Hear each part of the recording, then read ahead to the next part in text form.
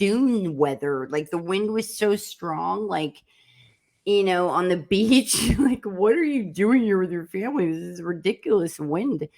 But we sat on the beach, and I was able to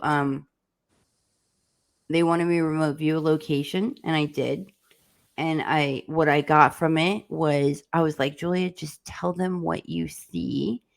And the thing is at first I had to tune out everyone around me, because I could feel the producer, I could feel the sound guy, I could feel Brittany, who was like super doubtful of who and what I was able to do, who thought I was going to humiliate everyone, who didn't believe in remote viewers or the ability to see through past that. And so I felt everyone's thoughts, and I had to like quiet all of that out. Need stillness, right? You have to be able yes to... and I'm sorry to disrupt this, and I gotta point this out again. I'm kind of okay, so let me just state that I'm totally sober except for the alcohol, but I'm kind of tripping out here, because let me just state that, and let me ask your opinion, Bernie. Does Julia not sound almost identical to the vocal inflections only of Lulu? No, not at all. You don't I gotta look into Lulu. What Lulu? Do you know Lulu? Because Lulu is a bit. But Lulu is like a brilliant independent researcher, which no. Julia is the like wrong impression of Julia has put a lot. She's a brilliant person. She does huge research.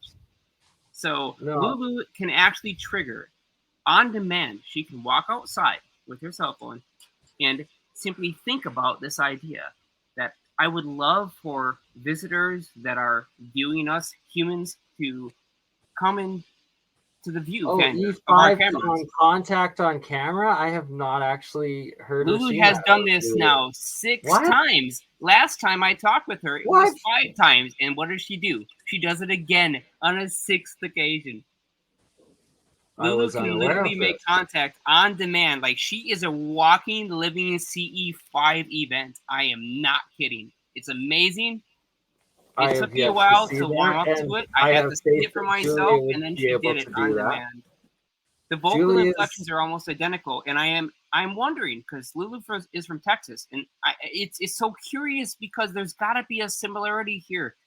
There's something to do with the similarity is the C5 triggering it. Is that there's so many people that are now doing it, pursuing it, experiencing it, and manifesting it, that it's being able to be recalled, because practice makes perfect. Julia, if you're still there, sister, a question here, fellas. Yeah. She impressed me. I'll be honest. Like, I was really impressed. And we can hear you, Dan. You're a little bit quiet, but I have a question. Really impressed me, and it makes me wonder. Julia. Yes, sir. Julia still there, sister? She might have had to run to the bathroom. Okay. I just had a question for her. Yeah, Julia, I didn't mean to point that out as anything actually, this is all in the positive here. I'm familiar with the who you're talking about, though. I was really impressed. You're not from Texas, are you, Julia? No, I'm from Southern California. Wow, it's so uncanny. There's got to be something with the human mind that allows that ability to happen. And I wonder if the vocal inflection is at all related, or if it's I was always really I was always very close to Catalina. And they say that the underground bases, basically where they come out, it's like a triangle from San Clemente to Long Beach, that the USOs come out from that area, like come out from the water, because of all the underground bases. The Tictoc Nimitz area. And there's so many stories of USOs. I always tell people, you want to see a UFO, like, you don't need to go to, SETI certain points in like Sedona or something. Like, I was like, just go look at Catalina. They go out and they hover. And I talked about this in a stream with alien scientists. And they go out and they hover. And I haven't remote viewed it, but they go out and they hover, and it's almost like they're extracting. Huh? Because ask permission. You have to do it with us live on camera. And what happens if you summon a Tic-Tac to us, to the world on camera? Right. So okay. bet So you back could to get that her and story. Lulu So together, man. basically, it shows me a bunch of things. It takes me down a rabbit hole, and then it takes me to me driving up. I'm in a convertible, right? And then there's all these hawks above me, and I remember feeling like just like ghost in the face, like I can't show up and say on national television what I found, because you got to understand what I found. I found an experimental lab. I found an alien looking being in there, which was terrifying. But I was like, I'm not leaving, and That's it awesome.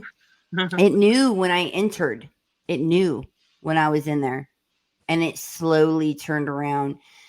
And I remember looking at it, and I had this terrifying feeling inside where it's like danger, danger, like you need to run. But I was like, I'm not leaving. And but it was like literally like, how did she get in here? And I was like, it knows I'm a she. It knew I was in here. What the heck, right? And it showed me someone being drained with their head down, like and tubes coming out of their no! I would be out of there real quick. No. Yeah, no. Listen. So tubes. But Julia, I have a specific question to ask. Yes. Okay, remember when you were talking about the 3 plasma spheres? The 3 plasma orbs. Yeah, or they were circular. Yeah, and they went in different. Specific. They weren't 3D, huh? They were just flat, circular. No, dude, they were freaking glowing. Like imagine something like it's like a tennis ball. Ask you, inside the glow, you said you could see into the glow a bit, and there were multicolors. Now, was there an overall like a plus sign or a multiplicative sign? A time sign. Did you see anything change or morph? Yeah, no, they changed. The thing is, they could change into whatever shape they wanted to. And that's where I was like, oh my God, there's 3 of them. And they're going into different positions.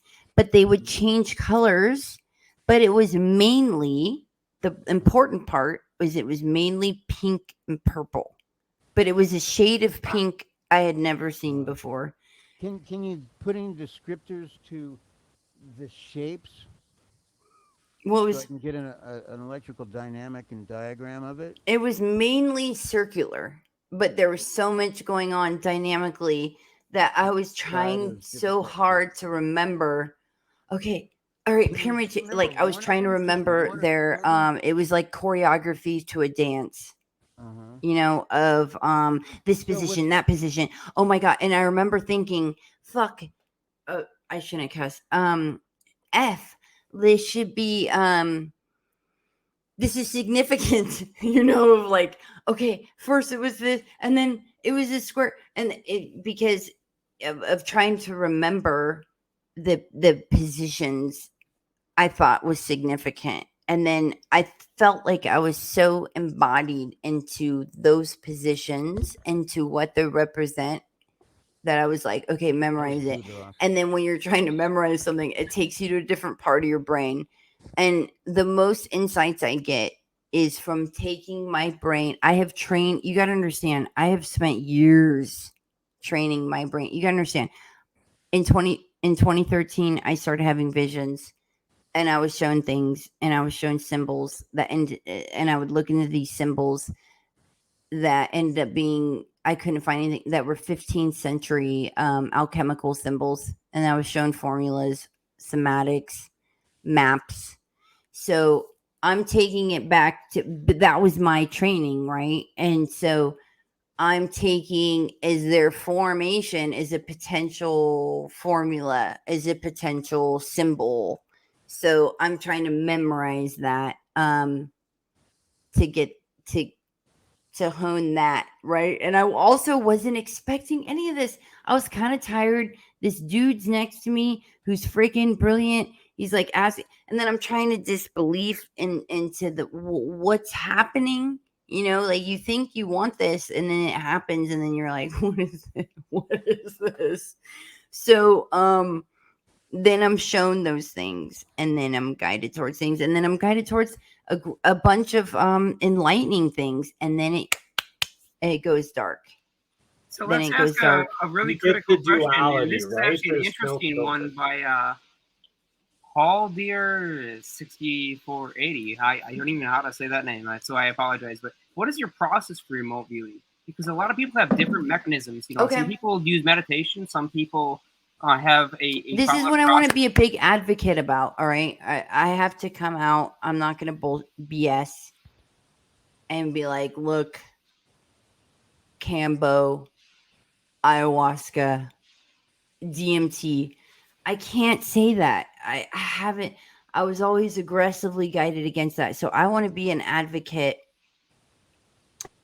Not that I'm not curious in it. And yes, a lot of people could say, you know what, Julia, this is, BS because you produce more DMT naturally. So of course you're going to see those things. So, who cares if people take DMT to see those things and to have those experiences, because that's how you're seeing it. You're having your visions because your mother, they produce more DMT naturally and you produce more DMT naturally 12 days out of the month. So lucky you.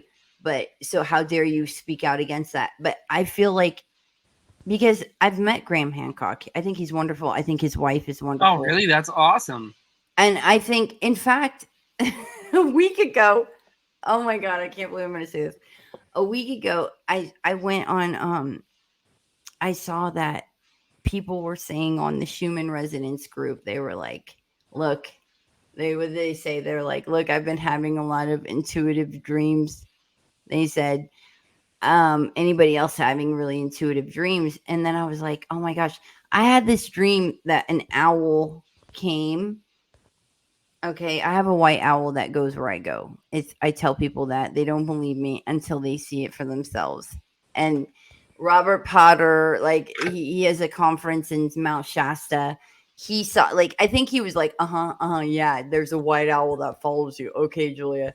And then we got out of the car after the pageant of the Masters. We went and saw the pageant of the Masters in Laguna Beach. We got out of the car and then he sees, like, oh my God. And he looked and I was like, what? And he's like, look. And I look up and there's a white owl in it. And he was like, oh, you just told me about the white owl. Well, no, you have the owl. And so there's a white owl. A Potter. Robert Potter. And I said, who do you think it is? Because it seems to change people after they see it. So I'm like, is it male or female? What do you think? And I like to hear their feedback of the people that see it, because this has been happening to me since 2006. Well, I have it documented since 2006 that it's been happening to me. So, it's interesting to hear that. But he was like, oh my God, you told me, but I didn't believe you. So I've got to ask now, though, because you've actually seen these owls, and I'll be honest, in all my life, I've never actually seen an owl out there. Really? So I've been, walking through the woods at night. Plenty of times. I've seen some weird stuff, but I've never seen an owl. It's maybe a strange thing in Wisconsin. So maybe in Wisconsin we don't have too many owls. It's pretty cold here for a lot of the year. We're not quite Canada, but we're pretty darn close. I'm in Canada and I've seen many an owl. I do want to ask this question. So a lot of people who see the owls also, maybe it's an awareness thing. So perhaps I'm just not aware. But they also see symbolism in quite a few things. So I'm curious if you associated symbolism and if you've noticed these kinds of things associated with the owl. I always feel there's always pivotal things that's happened to me with it. Like where I had this conference in March in Los Angeles by LAX. And I told my girlfriend, D, who's a big APM girl, I told her, I said, you know what? I packed my bag and it was like 3 a.m. And I said, you know what, D? Because there would be times I would be in my house and I would get summoned to go outside. Like, go outside. And I was like, I'd go out there. I'm like, I don't know what I'm doing out here. And then it would fly out of the bushes and it would go like this and it would stare into my soul. and then it would fly away. Like, so I was like, D, F that. Like, I'm going to summon it. Like, I just got on this, like, empowering, like, feminine high hold of, like, I'm going to summon it. Not even knowing if it was going to work. But I told D, and she's a comfortable person that, so, like, I'm on a rant. I just went through a breakup. And I was like, yeah, I'm going to summon the owl. And so it sounds crazy, right? Thank God it was D. Not really, because it actually sounds very parallel to a lot of other stories that we've heard. And that's why I asked. So for example, Bob Grenier and Martin Flesh Memorial Project has associated the owl and its symbolism with the geometry of the spacing of its eyes and the curvature of its head, and found those same types of symbologies in natural structures produced by exotic vacuum objects, which is a super weird thing to think that a natural creature would have this same kind of associated symbolism. And I've never actually had the opportunity to ask somebody. So I went outside. Eyes are the magnetic torus field, right? Now remember, a lot of these, right, like your north and south pole cyclic loop of the torus. I started having a lot of everything I'm showing is this place is a torus field. That's why I have like I don't know if you follow me on Instagram, Holly Julia's HALLE Julia. It's supposed to be like Holly Julia, but Holly Julia's the private chat, so Bernie can post it in the public chat. Trying to open it right now. I will have it in a minute. Of instances of like, look. So I tell D that I go outside. I was like, I'm gonna summon it, and I go outside, and then it's like, and the owl shows up, and there's two of them, and it's white owls. I thought it was significant for me. It was always white owls, and I had told people this, and no one believed me until they see it for them. And then I realized nobody freaking believes you until they see it and experience it themselves. And then I watched that follow. And then what's interesting is like with Dark Star, when we were dating, the guy I was dating, who told me you need to ask for permission.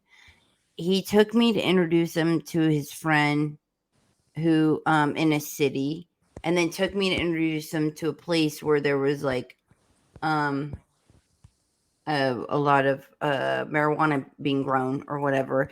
So in those different cities, there was a white owl that showed up at the first place, a white owl that showed at the next place. So it was like very surreal showing like this. And there was a man that does he has a presentation about white owls and abduction. I don't feel like I've ever been abducted.